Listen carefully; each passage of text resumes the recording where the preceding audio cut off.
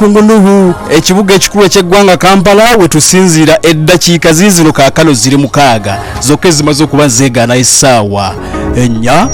Wali mu kibuga Addis Ababa eggwanga eriyitibwa erya Ethiopia nabo bali ku ddakiika mukaaga mu kwaluga nga mpuliriza eyo Ssaabaminisita Dr. Abiy Ahmed yagenda maaso n'okuba nti akulembera bagambye nti bali ku ddakiika mukaaga okufaananako nga bwe tuli kakati bwe weetegereza bw'ogenda ku wali mu Dallas munda mu ggwanga erya America bali ku ssaawa 8:7 budde bwa kiro. President Joseph Robinette Biden Jr. nga bulijjo akyakulembera newankubadde ng'emyaka gigenze. Tugenda babuulira ekiri munda mu ggwanga erya America asitudde ennyonyi eyina ebiwawaatiro bigazi okusinga ekisaawe ky'omupiira bannange ekola ki so ng'otegedde nti eggwanga erya Russia President gubayita Vladimir Putin yanagidde emu ku nnyonyi zisinga okubeeza omutawaana bagiyita MiG-31K bagigambye nti baako kyotwala Belarusi kale ate mu kukitwala Belarusi kitegeeza nti basemberedde eggwanga eriyitibwa erya Bungereza kibuga London kibali mu site kyekigenda mu maaso bannaye byonna tugenda kuba tubyetegereza naye nga nkwanirizaako nnyo onawusinza okuba nti otuliriza bannaffe abataddeko okwetoola nate ebitundu by'eggwanga ebyenjawulo tubagamba nti mwebale nnyo mwebale dda nze omukugu Lukungunuhu nga bwe mbategeezezza nti ye kyowulira kye kituufu nze omukugu Lukungunuhu tugenda kuba tambula ffenna mpolampola ate mu the inside story kakati bingi bigenda maaso n'okuba nti bitambula mu ggwanga erya Israel gye tujja okusinga ogenda mu kye tuyise ensonga ey'omunda twetegereze kiki ekiri mu Isirayiri omusajja gubayita King Bibi Benjamin Nyetanyahu agagenda maaso n'okuba nti gavaayo galaga nti akomawo essaawa yonna ayinza okuba nti akomawo. He is a nightmare to abafirisuuti n'abayiraani bali mu kaseera ka kazigizigi akomawo n'omusajja omu ku abasinga okuba nti bazoganya abasingira dde okuba nti baagala basajja bayitibwa abafirisuuti bakomawo mu buyinza. Tugenda kuba tugenda ku mutimbagano tulabe biki ebigenda maaso n'okuba nti bitambula. Twitter erabika egenda etabuka kubanga kakati bigenda kubeeramu okusasula ssente. Omusajja yagiguze musajja muna bizinensi ddala kakati amaze dde okulangirira ensimbi zigenda okuba ne zisasulibwa byonna tugenda kuba tubyetegereza. Weewaawo maaso tujja kufuna ku ssimu mumbuuzeeko ate okunnyaniriza kinaaba kibi nsuubira nti kijja kuba kikola bulungi nnyo naye nga kaseera kano tugenda mawulire agatambula okwetoola ensi yonna tukiyise ggwanga ku ggwanga katulaba tiki ekigenda maaso of course okubanga ggwanga ku ggwanga kano ke kaseerako ggwanga ku ggwanga tukusagulira amawulire agookya era masu okwetoloola ensi yonna okuva e Pyongyang paka e Moscow mu Russia okuva e Washington DC paka e Beijing mu China okuva e Tehran paka e Kabul mu Afghanistan kati gafune okuva ku ssemazinga ez'enjawulo era tosubwa n'agafa mu nnyaffe Uganda wano mu The Inside Story munda mu bisenge by'amakolero g'entalo ggwanga ku ggwanga kano ke kaseerako ggwanga ku ggwanga tukusagulira amawulire agookya era masu okwetoloola ensi yonna okuva e Pyongyang paka e Moscow mu Russia okuva e Washington DC paka e Beijing mu China okuva e Tehran paka e Kabul mu Afghanistan kati gafune okuva ku ssemazinga ez'enjawulo era tosubwa n'agafa mu nnyaffe Uganda wano mu The Inside Story munda mu bisenge by'amakolero g'entalo.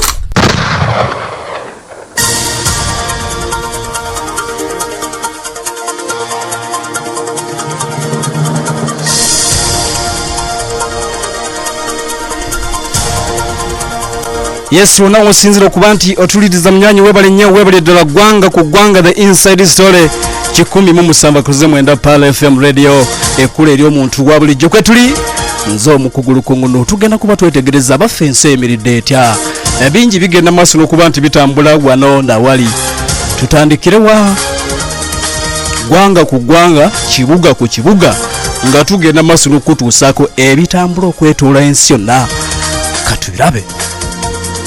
Muluza tutandikidde wa Kim ekibuga bakiyita Pyongyang bugenze okukyama kyagunaku olwaleero nga Maserengeta eri mu kibuga ekiyitibwa Seoul. Njagala okutegeeza mukwano gwange ataddeko nga bagenda maaso n'okuba nti basatira ebyaddala aba South Korea basatira. Ketugenda maaso n'okuba nti tulengera abasajja abakoleya bakutte mizairo eziwera ddala 10 bakutte mizairo 10 ne bazikasuka kyokka wakati mugulaga nti bajogereza okusosonkereza emu ku zo bagikase munda mu ggwanga erya South Korea egudde kumpi n'amazzi ga South Korea olugirabyo of course obadde response bali yakitinza aba South Korea nabo bazizaayo omoto oyinza oguyita omuliro mukwano gwange ataddeko bazizaayo omoto bagamba tukoyo okutujogereza North Korea ekasuse 10 ku luno 10 mulundi gumu abasajja abakoleyo okuva Pyongyang ewa Kim Jong-un yakulembera eggwanga eryo onywanya atuliriza kati mbagambye nti 10 omulundi gumu emu egudde South Korea ebigenda maaso n'okuba nti bitambula aba South Korea bebo tubageze maaso n'okuba nti balaze obutali bumativu bayombye bagamba tetukkiriza kigenze maaso n'okuba nti kikoleddwa bakoze response baba tubalengera nga nabo babaako engeri gye basukuma TV ezenjawulo wali munda mu maserengeta e South Korea baba tubagenze maaso n'okuba nti bannansi babalaze mizero z'eggwanga erya North Korea ebaddemu omwenda tebategedde zirazeewa naye nga at least emu bakakasiza nti egudde waabwe kati bagitadde ku TV y'eggwanga era bannansi babaddeko obunkenke atuliriza obutonotono abasajja babadde bakasuka mizero bannansi ne babazukusa baga nti bannange muzukuke abasajja abakoleya baatuzinze era babitadde ku terefayina y'eggwanga bannansi ne balaba omusajja omukoleya ng'agezaako okuleetawo embeera y'obutali butebenkevu jjukira wangera America atuliriza baludde nga bagenda maaso n'okuba nti beegezaamu oyinza ziyita drills ez'amagye ziyite exercise zibadde zirudde nga zigenda maaso maserengete South Korea nga bannansi abeggwanga South Korea bali ku bunkenke n'aba North Korea olw'ensonga nti North Korea buli gyerudde ng'erabula ng'egamba nti bannange tukoye okutujogereza mugezesa ebyokulwanyisa mwegezaamu ebyo bitunyiisa kati abakoleya okulaga nti bulijjo baanyiga ebyaddala kye bakoze ne bawulugumya emu egudde mu maserengeta ekitundu ekyo ekyawula waliwo kye bayita demilitarized zone DMZ kilomita nga 26 okuva ku layini ebaawula amizarwe natuliza bwegenze maaso n'okuba nti egudde era nga kakati abasajja bagenda maaso n'okuba nti bayomba mukwano gwaffe ataddeko nate the inside story 107.9 Pal FM ekula eri omuntu wa bulijjo nze omukugulu kongono kakati awuli yagatambula okwetola ensona bwebite bigenda maaso n'okuba nti bitambula gakyali mangi kakati ate nga baŋŋamba kukuba bulango tukyagalina mukwano gwange mpuliza tugendagenda mu parliament of course okitegedde tugendagenda mu parliament naye of course tusooka kukola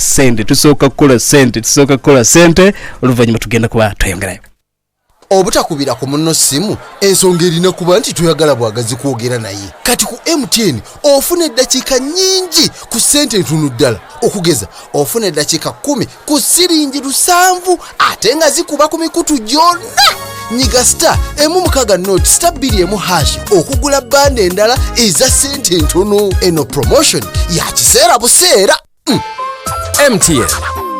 MTN Uganda erungamizibwa ekitongole ki Uganda Communications Commission. Gwanga ku gwanga kano ke kaseerako aka gwanga ku gwanga tukusagulira amawulire agookya era amasu okwetooloola ensi yonna okuva e Pyongyang.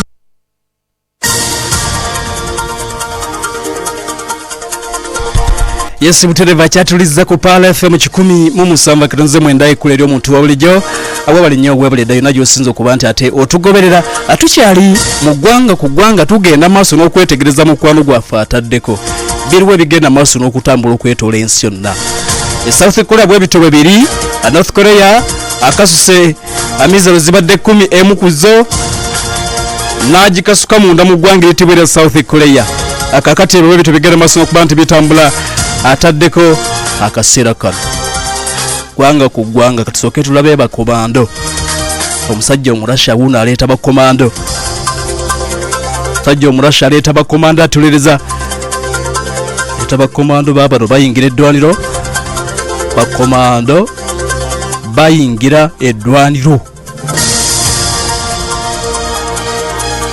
katusooke tulabe ag'abakomando abayingira eddwaniro kale getugenda maaso n'okuba ntulengera okuva mu kibuga Kabul eggwanga eritibwa erya Afghanistan. Mawulire ga kikesi of course gafulumiziddwa eggwanga erya America. Bavuddeyo ne bategeeza ne bagamba nti bafunye intelligence. Mawulire ga kikesi bakakasizza ne bagamba nti abasajja abarasha ng'emmundu engedde okuba nti bakeeta. Emmundu ng'eyongedde okuba nti ekeeta Vladimir Putin ebyaddala nti muli buyo busajja bumutwala bantwala yameze ku mimwa gy'abasajja abarasha. Osaaga bantwala bandi bubi yameze ku mimwa gy'abasajja abarasha. Anaatera kukuba kasimu Kampala Uganda. Waliwo omukwano gwenyi bamuyita General Muhoozi Kainerugaba. Ndowooza anaatera okukuba essimu amugaye nti owaayo mpereza ku baana awo. Naye ebyaddala bandi bubi. Kaakano munnange tugenda maaso n'okuba ntulengera okuva mu kibuga ekiyitibwa Kabul. Waliwo bakomando batandise okuba nti babawandiika registration okwewandiisa kugenda maaso mu ngeri ya kimpukumpuku Amerika yagafulumiza ga kikesi. Batwala bakomando kyokka atulize ekyakabenje ennyo kyoyinza okuba nti okugamba nti kireetawo okweraliikirirwa okw'amaanyi wakati mu mitima gy'Abamerika n'emitima egy'aba Ukraine. Ekiyinza okuba nga kyakabenje ennyo abamu ku bakomando Russia baali mu kukolako recruitment. Bamu kwabo beyatendeka nga ali mu ggwanga emyaka 20. Amerika njagala okutegeeza nti bwerumba eggwanga erya Afghanistan omwaka 2000 mugumu oluvannyuma lw'obulumbaganyi oba the September 11 attack batandika okutendeka bamu ku basirikale b'eggwanga eryo.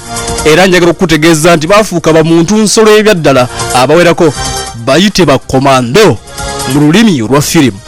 Kakati abasinga ku bakomando bano atuliriza abasinga ku bakomando be babadde bagenda maaso n'okukola n'Abamerika emyaka 20 Amerika gy'amaze ng'ali munda mu ggwanga lya Afghanistan. Jjukira gavumenti yagodde omutalibaani n'akomawo mu kintu. Kakati omutalibaani mu kukomawo mu kintu atuliriza ataddeko Pearl FM the inside story. Agali amagye g'eggwanga agasinga gaasasika. Mu baasasika mwalimu bakomando training nga gye balina ya mu Amerika. Kati omurasha ge mulaba mutya bamujja ne munneyo nga kungenda kuba wa sente, ngenda kubawo obutuuze, ngenda kubawo omudidi mujje tugende. Kati kigambo kuba nti abaana bangi bakomando abaali basasulwa eggwanga lya Amerika akaseera kano omulimu tewali. Omurasha abayisa bagambye nti mujje tugende. Amerika asattidde. Kati waliwo okweraliikirira mu Amerika bagamba nti ekisinga okubeeraliikiza nti bano abaana training gye balina ya Amerika. Ekyokubiri nti bayinza okuba baliko ebyama of course byebamanyi ku ggwanga lya Amerika ebyaddala batidde. Russia agezaako okula recruitment atuliriza wano na wali okwetoola ensi yonna. Munda mu ggwanga lyatuliriza abavubuka abawera 10 abantu okusinga nga bavubuka abawulira ddala emitwalo 20 eggwanga baalidduka ne bagamba ffe tugenda kubeera munda mu ggwanga lino nga Vladimir Putin agezaako barecruitinga agezaako bagamba nti bannange mujje munjirewo omubiri. Mbeera nga bwetambula bagambe ffe tetujja kugira. Russia aleeta muka Kabul bagambye nti ekyakabenje emirimu tebalina Amerika yali abakozesa. Gavumenti yaabwe yagwa. Kyokka nga ekyakabenje nnyo training gye balina ya Amerika atedde. Murasha atandise okuba yesu omurasha atandise atuliriza oba polota abagamba tugende tuyingire eddwaniro. Atuliriza eddwaniro. Ebintu nga bigenda maaso n'okuba nti bitambula. Kakati nkutegeezezaako nti training ya Amerika era ng'ejjira Amerika ery'omutawana libayita the Navy SEALs. US Navy SEAL gamu ku majja agasinga okusibwamu ekitiibwa okwetoola ensi yonna ba Navy SEAL. Abo mwe mwali ne ttiimu 6 eri eyatta Osama bin Laden Abamerika nga bagamba kati bamutawaana babawa training. Balina training eyaba the Green Berets bamu ku basirikale abalala ab'omutawaana ab'eggwanga lya Amerika. Kati teebereza nga training gy'olina yaba Green Beret Abamerika ng'olina ne training eyaba US Navy SEAL. Kati omurasha naye kuli recruiting nagamba nti jja tugende mu ddwaniro gaba mawulire ga bulabe kaba kaseera kazibu nnyo eri America ne Ukraine nga bwe bitambula. Gwanga ku gwanga program the inside story nze omukugulu kunguno kakati mandafu ogenda kukkiriza tugende munda ogenda kukkiriza tulabe eggwanga eriyitibwa erya Russia basajja basembeza kinzaal soke tugende Russia eno tulabe kye basembeza kyaki kyokka nkutegeeza ne kugamba nti getulengedde okuva munda mu ggwanga erya America mu byafaayo by'ensi yonna waliwo ennyonyi bagiyita startle launch ekozesebwa abayitibwa the composite systems. Startle launch eyina ebiwawaatiro bisinga ekisaawe ky'omupiira. Kitegeeza nti bwe ba mu kisaawe eky'omupiira amazima gali nti nga kitulu tesobola kugwawo. Ng'omanyi ekisaawe ky'omupiira obunene startle launch the composite system America agisitudde erabiddwako mu bbanga. Abaffe ekolaki katusooke mu kibuga Minsk atuliriza ggwanga eritibwa erya Belarusi. Bawulya Belarusi mu mbeera eno ey'olutalo lugenda mu maaso wakati w'eggwanga Ukraine n'eggwanga atuliriza erya Russia. Otegeera nti munywanyi wa Vladimir Putin President Alexander Lukashenko agenda mu maaso n'okuba nti akulembera. Naye katusooke tulabe bibadde bifaananyi ebya satellite. Ebifaananyi ebya satellite bikubibwa mu bubba. Ebifaananyi bya satellite atuliriza biraze ennyonyi ya Russia. Ennyonyi eno atuliriza tebagiraze yokka nti ebadde eri mu kulambula ku bwengula. Nedda, ebaddeko omuzinga ogumu ku egyo egisinga okuba egy'omutawaana ate nga kika kya hypersonic baguyita kinzaal. NATO baguyita killjoy. Muzinga baguyita killjoy. Baguyita kinzaal naye erinnya paatiike killjoy. Kati NATO yo neeguyita daga oba daga. Muzinga gwa Russia Abarussia bo bagweyitira kinzaal. Bw'oba oli Muganda nnyo ojja guyita kinzaali. Ebintu gebigenda maaso n'okuba nti bitambula. Kakati atuliriza munnange njagala okutegeeza nti ennyonyi bagirabye ebyaddala ng'etisse omuzinga guno. Egutisse bagwolekeza ekibuga Minsk. Gukuba mu buwanvu bwa mayiro 1,200. Mayiro 1,200 ze kilometers atuliriza ziwerera ddala enkome bbere. Gwanga ku gwanga tugenda koma twongera okugwetegereza tulabe kubanga Abangereza batandise okusattira omuzinga guno. Njagala okutegeeza nti bagusembeza era kakati we guli Abangereza gubatuukako mu ddakiika 9 zokka nga guli fired. Ennyonyi eyitibwa MiG 31K singa egukasuka mu kwa ataddeko munnange ddakiika 9 guba gutuuse. Tugenda kwongera okugwetegereza ne mu kibuga Kiev bunkenke atuliriza bannansi babalagidde okuba nti bakkirira wansi mu the shelters. Basuubidde ebitundu nga Kharkiv, ebitundu nga Zaporizhzhia, ebitundu nga Dnipro. Basuubidde nti olunaku olwaleero omunasha wakwongera okubisesebula. Atuliriza tugenda kuba tujja nabyo nga tuvuddeko wano. Webale nnyo wenna agenda mu maaso n'okuba nti owuliriza 107.9 PAL FM ekkula ery'omuntu wa bulijjo. Assalamu alaikum. Kurani egamba obugagga kirungi naye okukola ebirungi kisingako. Mukaweefube okufuna obugagga oyinza otya okusigala ng'oli mutukuvu? Waliwo engeri emu yokka gy'oyinza okufunamu byonna. Nkwanjulira Trust Halal Personal and Business Accounts okuva mu Finance Trust Bank. Akaunti egoberera ennono z'obusiraamu. Kati ne Trust Halal osobola okutereka sente zo ku account egoberera sharia. Finance Trust Bank, putting women first. erungamizi banka enkulu ya Uganda sente za bakasitoma zikumibwa ekitongole ekya Deposit Protection Fund of Uganda paka ku milioni 10. Mujebale, nze Gloria, abasinga mumanyinga Baby Gloria, nze kafulu wa Movitable Jelly ne Movitable Soap. Era ng'olwaleero nina amawulire amalungi gy'oli. Movitable Jelly ne Movitable Soap kati ali mu ndabika mpya ekuleetera okuwulira obuvumu. Endabika empya ng'ate kyalina akawoowo akafa ak'obutonde akyalimu amaanyi agawonya ng'ate era muweweevu ku lususu. Kati nogenda weefunire Movitable Jelly ne Movitable Soap ali mu ndabika empya naawe wezze bujja buli lunaku. Movitable Jelly ne Movitable Soap bikolebwa Movit.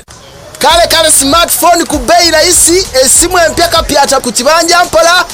Customer, nkuyambe ntya mukwano? Bambi mbadde njagalayo ka smartphone nga kakola bulungi ku internet nga ne kamera eri ku muzuuri. Obimanyi naawe. Ezo tulina nyingi. Olina meka?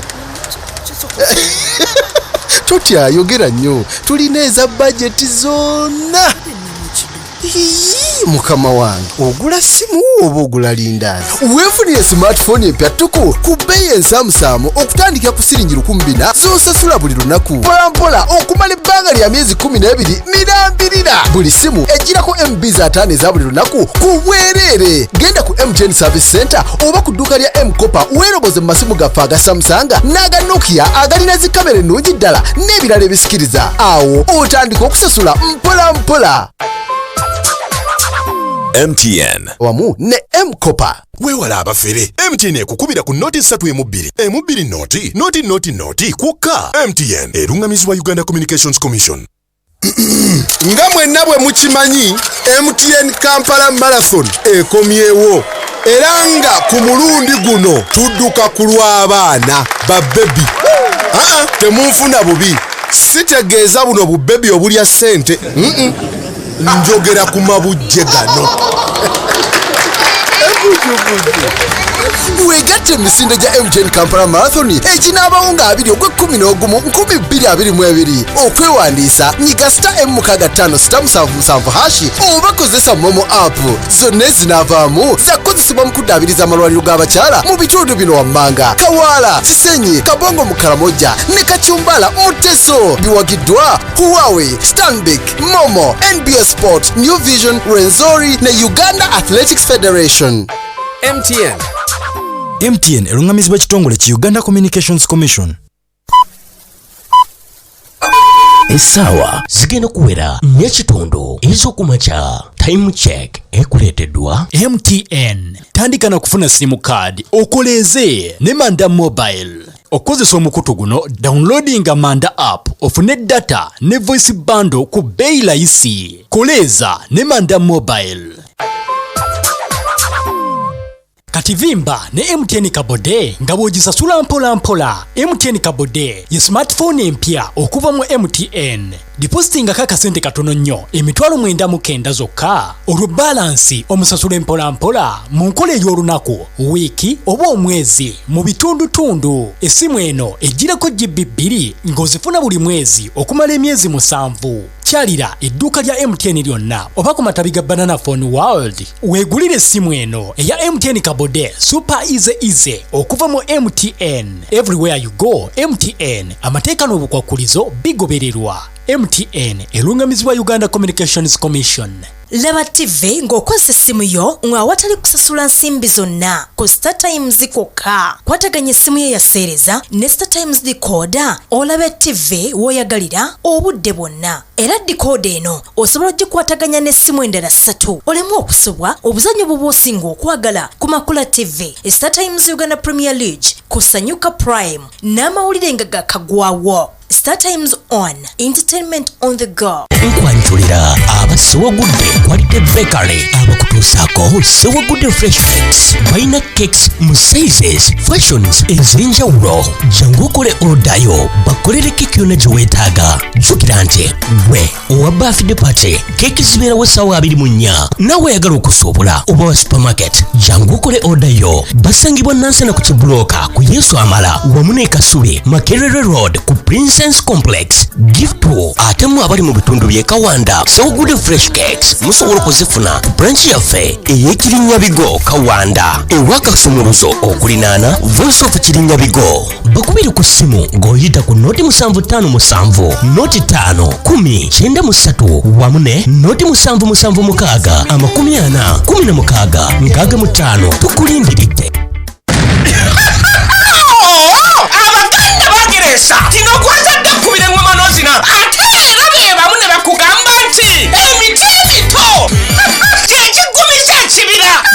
Omwana omugunjufu yesimisa gunjuka ne polofe 222 aguse nate lindirira.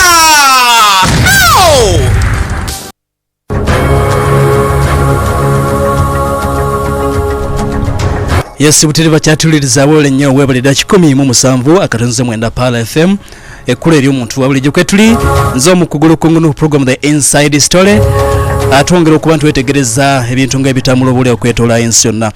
Naye katusooke tukole ku ssente zino bannaffe babayita ba Moods Management Services Limited bali wali Bukoto ku kizimbe kye bayita Kamule opposite Bukoto White Flats.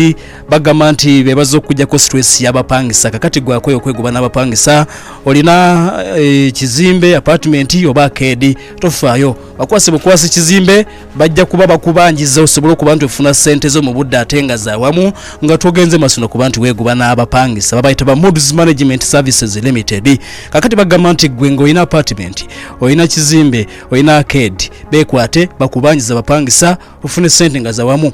Bali wali Bukoto nga bwe nkutegeeza kizimbe bakiyita Kamule opposite ne Bukoto White Flats. Essimu eri noti 783 68 55 29 noti 783 68 55 29 oba 0703 55 0779 0703 55 Moods Management Services Limited bagamba nti your property our priority ate bantu mekuba nti nkutegeeza mnywanya ataddeko Pal FM. Bannaffe bawita bamutaza mu tours and travel mu lutaza mu tours and travel bagamba nti kirizo otambule nabo tojja kwejjusa olwakeje bakuwanga otambudde nabo masha Allah bakutambuliza mu nnyonyi ekuwa emirembe bakusuza kumpi ne haramu 2 Madina ne Mecca. Bagamba nti bakozesa emikolo egyawumula nga omubaka bwe yatuyigiriza. Kakati bagamba nti tambula n'abamutaza ojja kuba mukakafu edduwa ojja kugifuna mu bujjuvu genda ku ofisi zaabwe esange wali ekisasa okuliraana Masjid Yusuf Bakuba abajja kuba ati bakuwereza bulungi bano bagenda kuba bakutwala Saudi bagenda kuba bakutwala Mecca ane Medina osobola okuba nti okola emikolo gya hijja. Kati bagamba nti genda olambule agenda batuukirire buli kimu bajja kuba bakikozesa bulungi nnyo babayita ba Multazam Tours and Travel. Bagambye nti bajja kutambuza bulungi nnyo emikolo ogikolere ddala bulungi nnyo ate mu bujjuvu edduwa ojja kugifuna mu bujjuvu. Jangu ku ofisi zaabwe wali ekisasa okulira na Masjid Bakuba ate ng'essimu kosobola okuba nti bafunira osobola okuba nti okubira Sheikh Mafo ali ku noti 785 050 mukaga 33 0705 050 mukaga 33. Sheikh Muhammad Sekimwanyi yali ku noti 772 mukaga M10 M27 noti 772 mukaga M0 M27 wenajja kuba omufuna bulungi nnyo anyini ddala. Bwamala Resort Hotels Islands eri ku bizinga baddamu okujukiza nti gwabadde anoonya ekisirifu ekyokuwummuliramu naddala ng'omwaka guggwako lowooza ku Wamala Resort Hotel bagamba nti balina ebifo okuwummulira n'owona ebireekaana by'ekibuga. Bookinga nabo bakutegekera omwaka nga guggwako genda owummuleko. Bagamba nti bookinga ng'obudde bukyali manya oba muli bameka muli family y'abantu 15 basatu oba omu ekifo ekyo kikulindiridde owummuliremu omwaka guno okkiriza owummuleko nga tegunnaggwako ng'ogenda ku Wamala Resort eri mu bizinga eby'essese. Kakati bagamba nti gwayagala okutegekawo omukolo oba olwa company conference hall weeri nnyo ejja kuba ekolera bulungi ebyokulya n'ebyokunywa byonna weebiri ate nga n'ekyennyanja tekikubuzeeko. Bali ku ssimu osobola bafuna ku noti 755 33 noti mwenda noti oba noti 785 39 3 noti eri noti 755 33 noti mwenda noti oba noti 785 39 3 osobola n'okuba noonyaako ku mutimbagano www.wamalaresort.com ojja kuba ofuna bulungi nnyo basangibwa erisese ojja kuba obasisinkana ate basobola okuleka nti munnange bakuweereza wenna ataddeko Pal FM ekkula ly'omuntu wa bulijjo program The Inside Story nze omukugulu kunguno tugenda kuba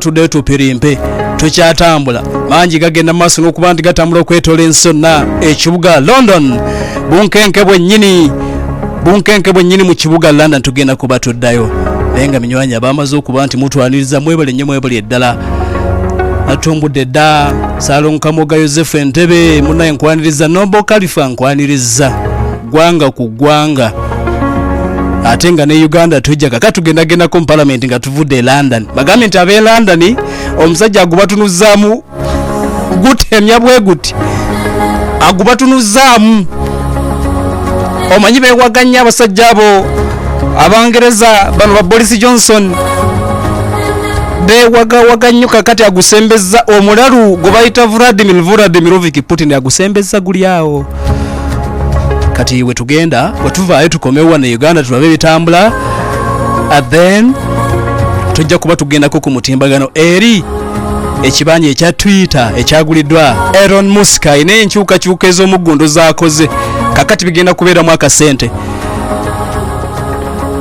onagambye nti gwanga ku gwanga welcome back kansala Moya Najjemba nkulengedde munywanyi webale nnyo kigulibwa Bobby ogamba otya Ssennyonga Musafa nenkulengera Imaamu Haruna ogamba otya Sseruganda liwali kanyanya webale nnyo webale eddala Pal FM mateeka kwetuli Geoffrey Rozio ogamba otya munywanyi nagamba nti ndi musanyufu nnyo okuddamu okuwulira weewaawo Sawusala wali Kwanisa Beauty Center ekawanda kirinnya bigona ngamba nti amaanyi nga mangi katubadde yagala gabeere matono musawo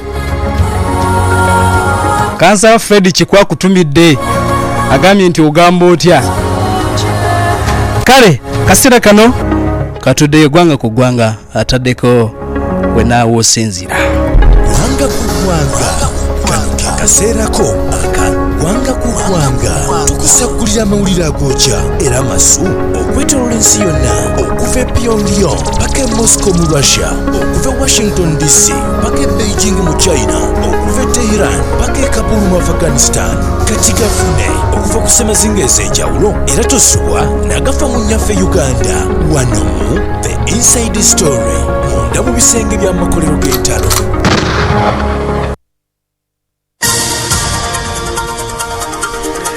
weewaawo tuzeeyo gwanga ku gwanga twongera okuba nitwetegereza ebintu nga ebigenda maaso okutambula okwetoola ensi yonna atuliza ataddeko The Inside Story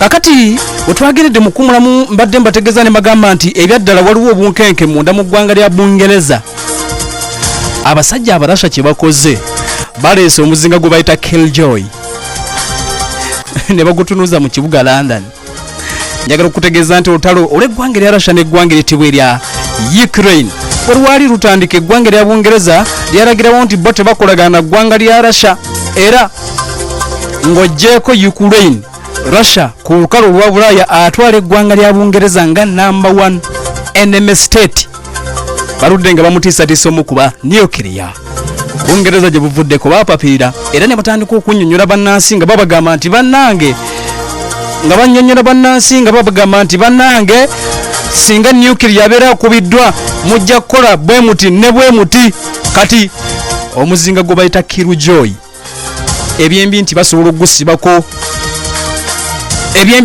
ogusibako ne N.Korea ne gujja naye ennyonyi egutisse egututte eminsiki Belarusi atuliza gabeera mawulire si malungi yadde eri Bungereza wabeerawo okutya wabeerawo okweraliikirira Belarus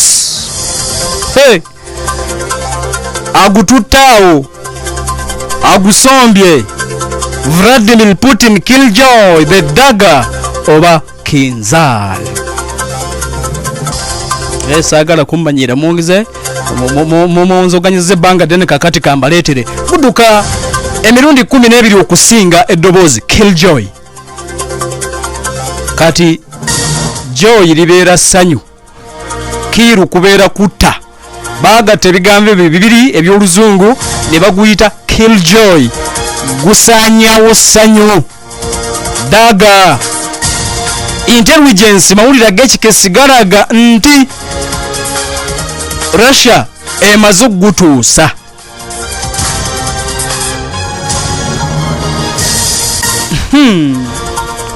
Bamaze okugutuusa. Kakati katusooke twetegereze tulabe distance okuva bagutadde n'okutuuka munda mu ggwanga erya Bungereza abafe yenkana ki, kubanga abasajja bayinza okudda mu kutya mu kutiitiira nga guli wala. Kati kankutegeeze okuva mu kibuga ekiyitibwa Minsk eggwanga erya Belarus okutuuka mu kibuga ekiyitibwa London, awo waliwo mayiro ziri 1,167 ze kilomita 1,878. Kati ate guno omuzinga gwe baleese gukuba mu kilomita 10,000 bere. Kakati abaffe Bungereza abatali mu target, abali mu target.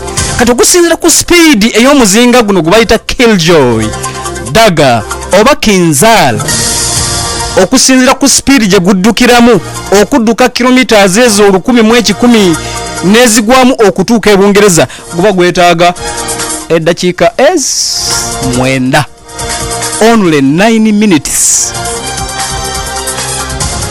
Era nga Abangereza tebasatira mu mbeerera bikange y'okutiisatiisa, bagutisse baguleese. Era kigamba okuba nti gumu ku egyo gyetegekedde eggwanga erya Bungereza.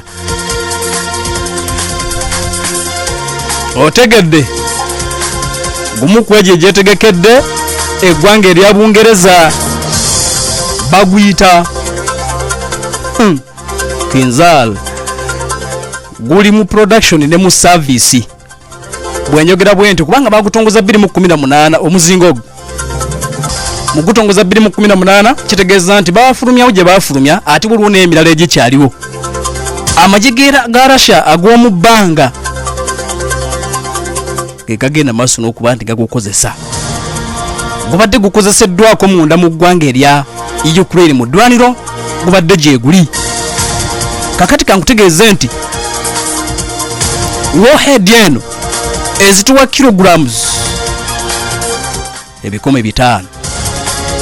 Solid fuel rocket engine ye engine gye gukozesa. Kakati bubeera bagusibye ku nnyonyi eya MiG 31K eyo esinga okutambuza era yegututte Minsk, yegututte Belarus. Bagubanga gusibiddwa ku ennyonyi bwe gudduka kilometers 2,000. Kakati ate bubeera bagusibye ku nnyonyi y'omutawaana gye bayita Tu-22M3 awo gudduka kilometers 1000, mayiro 1900 ze kilometers 13,000. Kitegeeza nti babeera baagala gukube wala ennyonyi eno ya TU egukasuka wala okusinga eri eya MiG-31K oba MiG 30M. Bwebite bigenda maaso n'okuba nti bitambula amagambye nti agudduka emirundi 12 okusinga eddoboozi. Kitegeeza nti buli ssaawa ze kilometers eziwerera ddala 1,417. Kati otegedde nti okuva wali munda mu ggwanga erya Bungereza, okuva munda mu ggwanga erya Bungereza n'okuva Minsk wagusimbye bujja kwetaaga eddakiika 9 zokka okusaanyamu ekibuga London. Kati singa gunajja ne N.Korea ekyo kijja kuba kirala. Nenga bwetu bwe tugenda maaso n'okuba ntambula munywanyi wenna agenda maaso n'okuba nti otumbudde Pal FM ekkula eri omuntu wa bulijjo 107.9 akalimi ka leediyo yo kwe kaggwerako. Nyongera okujjukiza ne ngamba nti munno mutemyeko mugambe nti kaakati wakaali ku Pal FM. Sharinga genda ku Pal FM page yaffe ojja kuba olaba live kwetuli oshalingire munno mugambe nti kaakati tuli wano bintu bigenda maaso n'okuba nti bitambula. Kati embeera bwetyo bweri omuzingo ogutugenda gulindiye tulabe banaagukozesa babe n'aba byakutiisatiisa.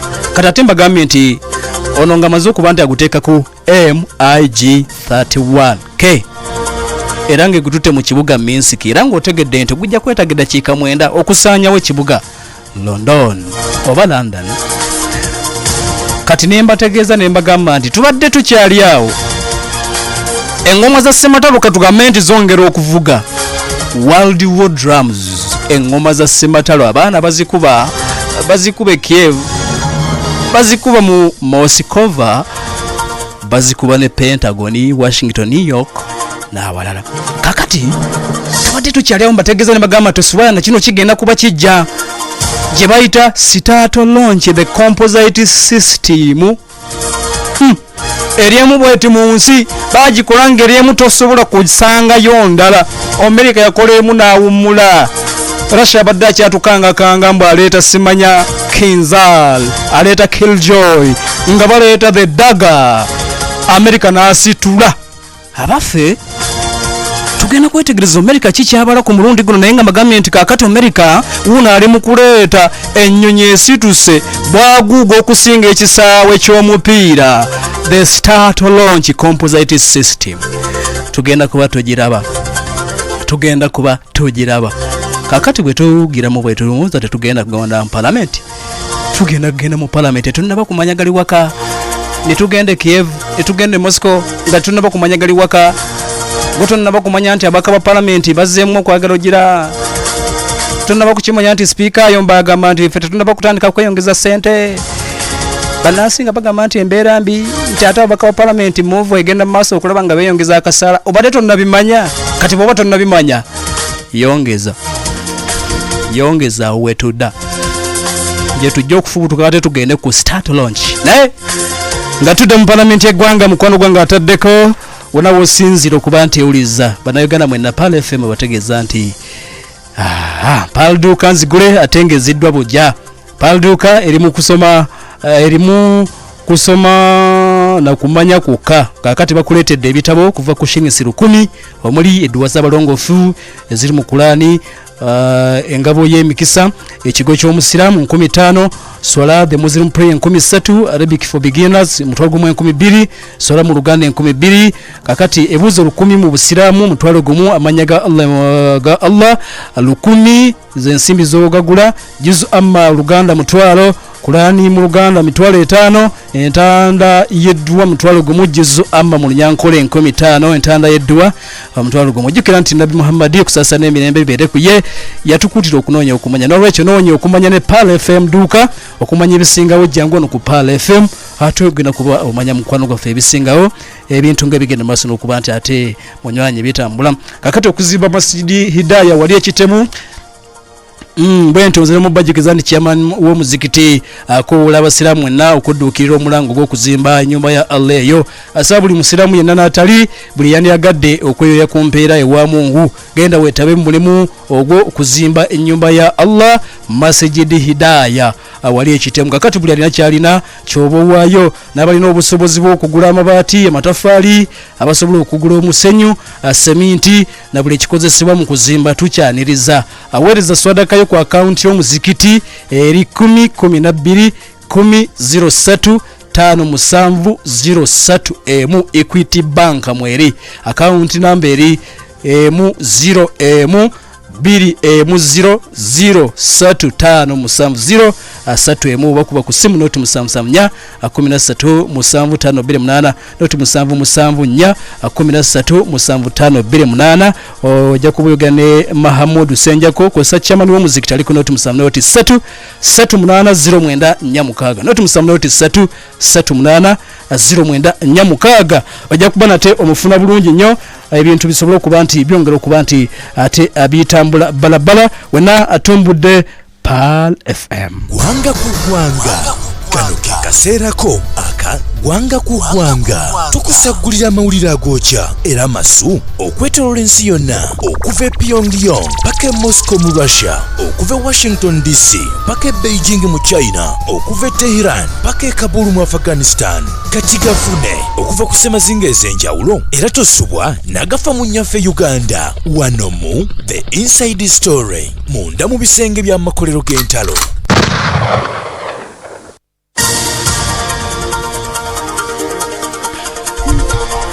Achatuliriza webale nnyo webalira ne Pal FM ekula eri omuntu wa bulijjo z'omukugulu kungunuho okutuusaako byonna byogenda maaso n'okuba nti owuliza gwanga ku gwanga bwetyo tukyagenda maaso n'okuba ntutambula essaawa yaffe neesookera ddala otimbagano kugenda kuba gujja maaso awo naye kakati nga tukomye mu kibuga ekikulu eky'eggwanga Kampala we tusinzira okuba nti tukuweereza tuli Kampala Uganda. Jeno Yoweri Kaguta Museveni Tibu Haburwa yakyafuga neera yaliri mitambo nga bulijjo nga bwe lwali luli nakati yakyagenda maaso n'okuba nti yawungula amayengo g'eggwanga lino. Kyagulanyi Robert Center mwagezaako okuyuuya naye ng'akyafuga bamuyita Yoweri Kaguta Museveni Tibu Haburwa. Kakati tuli Uganda. Njagala okutegeeza nti Speaker Parliament y'eggwanga lino gwe bayita Anita Amongo bw'ati avudde n'agenda maaso n'okuba nti atabukedde ab'amawulire. Ngubadde mukutu ogwa Daily Monitor naye this monitor abasajja bano abamonitor bafulumiza amawulire awo ne bagamba nti waliwo move mu Parliament atuliriza erabika nga yakulabika nti ababaka bagenda maaso n'okuba nti beeyongeza ku musaala, abaka bagenda maaso n'okweyongeza ku mudidi.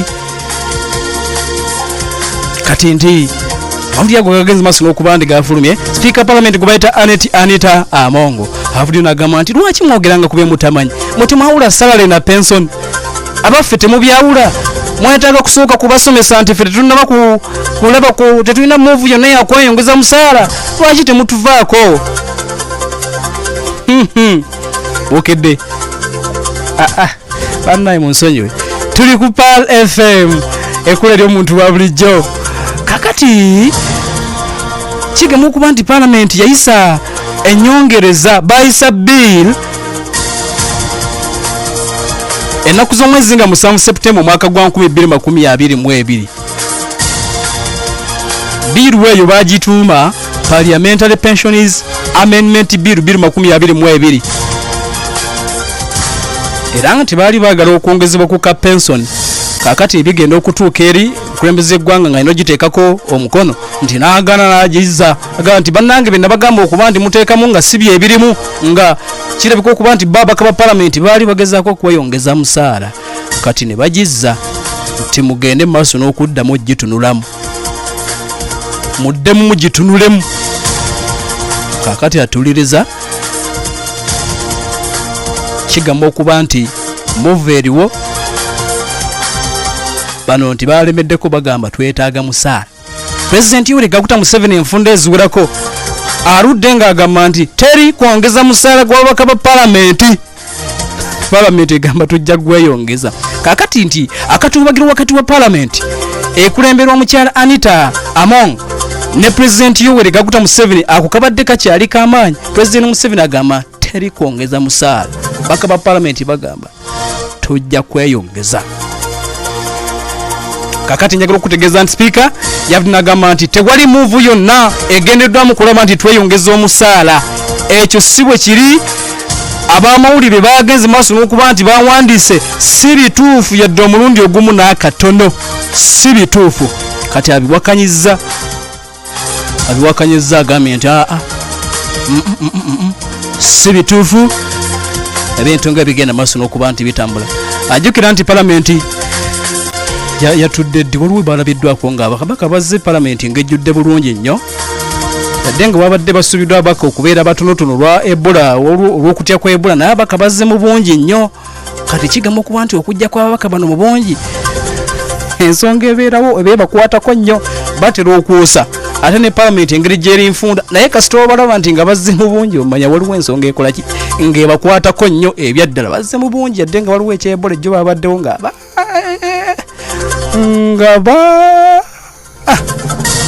nga bangi ebyaddala kigamba okuba nti ensonga egenda mu maaso n'okuba nti ekubaganizibwako ebirowoozo boolyawo ebakwatako yani baamu akasaala baagala kweyongeza. Pulezidenti Museveni akiwakanya ne Ssekuwakanya yenna. Babaka bagamba tuleke embeera togiraba. Mbabita bigenda maaso n'okuba nti bitambula. Ataddeko Pal FM 107.9 Palamenti y'eggwanga yeeyo. Njagala okutegeeza nti ng'omaze okutegeera agafa Palamenti atugenda akomawo mu ssaawa yaffe ey'okubiri. Ssaawa ey'okubiri erimu ebintu bingi.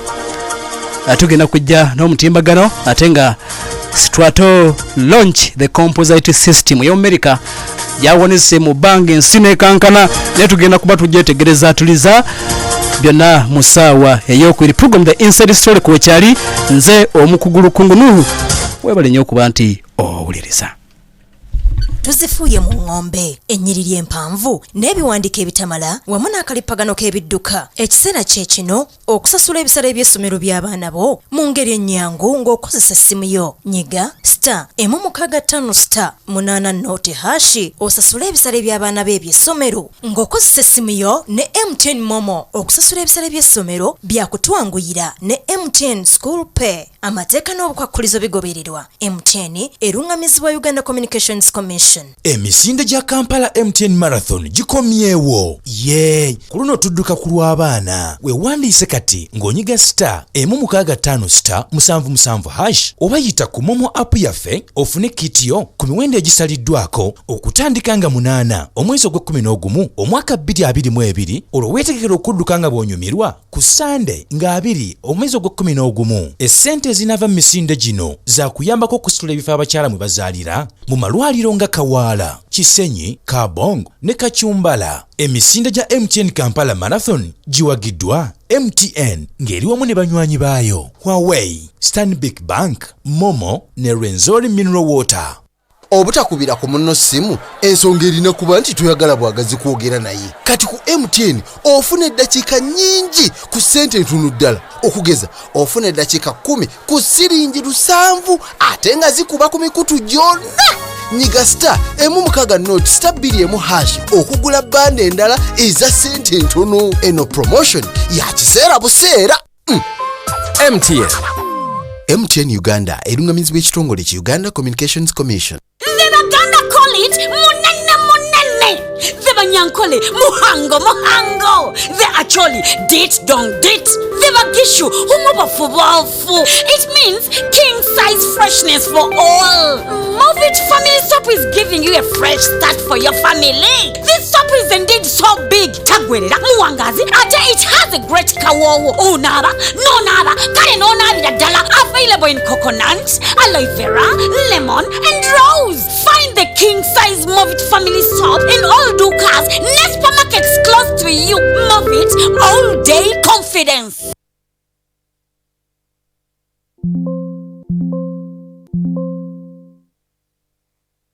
Kativimba ne MTN Kabode nga bw'ogisasula mpola. MTN Kabode ye smartphone empya okuva mu MTN. Depositinga kakasente katono nnyo emitwalo 99 zokka. Olwo balansi omusasule mpola mu nkola ey'olunaku, wiiki oba omwezi mu bitundutundu. Essimu eno ejjirako GB 2 ng'ozifuna buli mwezi okumala emyezi 7. Kyalira edduuka lya MTN lyonna oba ku matabi ga Banana Phone World. Weegulire essimu eno eya MTN Kabode super easy okuva mu MTN. Everywhere you go MTN. Amateeka n'obukwakkulizo bigobererwa. MTN erungamizibwa Uganda Communications Commission. Downloading Amanda app ofune data ne voice bando kubeera rahisi. Funa MBs 3 ku siringi 10 zokka. Ogateko kuba amasimu ag'obwerere ng'okubira banno ku Manda Mobile. Koleza ne Manda Mobile. Enkola n'obukwakulizo bigobererwa. Omukutu guno gukutuusibwako MTN Uganda erungamizibwa Uganda Communications Commission. Pal FM ate ekula eri omuntu wa bulijjo wabule nnyo okuba nti otaddeko omnyanya nawe osinzira okuba nti otuliza tugamba nti gwa asinga. Bwatyo bwe tukyatambula nkwaniriza mu ssaawa eno ey'okubiri era nga bingi bye tugenda okwongera okuba nti twetegereza naye nga bannaffe aba Superstar Nursery and Primary School ssomero lya day ne boarding liva ku nursery paka ku primary ey'omusanvu bagamba nti bali wayonjo nnyo, environment yesaanidde okubeeramu omuyezi atandika okusoma, endya nnungi ate n'ennyambalanga ya mutindo nnyo. Basomesa eddiini theology kosa n'ebyensi, ebyeddiini oba theology kosa n'ebyensi ojja kuba nato bifuna bulungi. Bali wali mukono kilomita 16 okuva e Kampala ku Jinja highway. Essimu lino 2 10 5 3 abono nabo bafuna bulungi nnyo. Nenkujukiza ba Novo Biotech Limited bakuletedde omusomo gw'enkulaakulana ogutuumiddwa ekyoto 2022 ngenda kuza omwezi gwa 26 omwezi guno gwennyini. Omwaka guno bagenda kuyigiriza okulima n'okamula oyiro mu kalitunsi, okola pink lip balm, kuma abalina emimwa emiddugavu, okola aftershave, okola sabuuni ew'emiti, okola pads, okola ebijimusa ebiri organic, okulimira wafunda, okola yogurt n'ebirala. Omusomo gujja kutandika ku ssaawa emu y'okumakya ku Kampala Mosque Conference Hall. Okuyingira emitwalo 5 abakulu, ate emitwalo 2 n'ekitundu nga kuliko lunch ne certificate. Abasomesa kuliko Dr. Maula ne Dr. Nyanzi. Kakati bagamba nti bali wali ku Makai Plaza, first floor room number M3 paka ku 19. Essimu lino 755 18 55 noti 783 65 4 9 7 ojja kubafuna bulungi. Prestige Margarine ne bakujjukiza nti siyaji w'omulembe awoomesa emigaati, yalimu ekiriisa ekizimba omubiri. Abagenda ku mikolo gula Prestige Margarine ate ababekale bagamba nti mweyune anti akekkereza ate nga ofuna amagoba mangi ddala. Mufune maduuka ne supermarket ezikuli okumpi. Abali mu Kikuubo mugenda awo ku Chapa General Enterprises Kikuubo opposite ne Nambusi Arcade. Ojja kuba osanga bannaffe abo ate bakuwe Prestige Margarine, buli kintu kitambule bulungi nnyo. Si byangu dere supply bone bagamba nti bebaza abantu mwenna abawagira era babakubiriza okwongera okunywa amata aga si byangu. Amata malungi nnyo bagamba nti temuli mazzi, oyagala bongo, oyagala musigo, oyagala kusubula mata, bali kufi baga nti ku ofisi yabwe enkulu enateto kumpi n'ebitaala ekibuye n'amasuba masana fuka senge kabwa nsanji kiwumbiro kawukuka twende wamu n'ekireka yonna gye balejja kuba basinganayo. Bali ku noti 2 mukaga oba noti 2 noti 2 mukaga eno teyaggwayo. Kale bati butambula mwabali nnyo kuba nti mutuliriza, tugenda kuba tweyongerayo mu ssaawa yaffe ey'okubiri naye era waliwo na kino katukigirewo ddala, then tugenda kuddamu tusimbule. Emisinde gya Kampala MTN Marathon gikomyewo. Ku luno tudduka ku lw'abaana. Weewandiise kati ng'onyiga *155*777# oba yita ku Momo app yaffe ofune kitiyo ku miwendo egisaliddwako okutandika nga 8 omwezi ogw'11 omwaka 2022 olwo weetegekera okudduka nga bw'onyumirwa ku Sande nga 2 omwezi ogw'11. Essente ezinava mu misinde gino za kuyambako okusitula ebifo abakyala mwe bazaalira mu malwaliro nga Kawaala, Kisenyi, Kabongo ne Kakyumbala. Emisinde gya MTN Kampala Marathon giwagiddwa MTN ng'eri wamu ne banywanyi baayo Huawei, Stanbic Bank, Momo ne Renzori Mineral Water. Nga mwenna bwe mukimanyi MTN Kampala Marathon ekomyewo era nga ku mulundi guno tudduka ku lw'abaana babebi. Temunfuna bubi, sitegeeza buno bubebi obulya ssente, njogera ku mabujje gano. Weegatte emisinde gya MTN Kampala Marathon ekinaabawo nga 20/11/2022. Okwewandiisa nyiga *M65*777# oba kozesa Momo app. Zonna ezinaavaamu zakozesebwa mu kuddaabiriza amalwaliro g'abakyala mu bitundu bino wammanga: Kawaala, Kisenyi, Kabongo mu Karamoja ne Kakyumbala mu Teso. Biwagiddwa Huawei, Stanbic, Momo, NBS Sport, New Vision, Renzori ne Uganda Athletics Federation. MTN erungamizibwa ekitongole ki Uganda Communications Commission. Manda Mobile etuuse. Funa MBs laisi okuba amasimu ku bwereere. Yanguwa kula sim card ku dduuka lya Manda Mobile lyonna erikuli okumpi. Kuleeza ne Manda Mobile.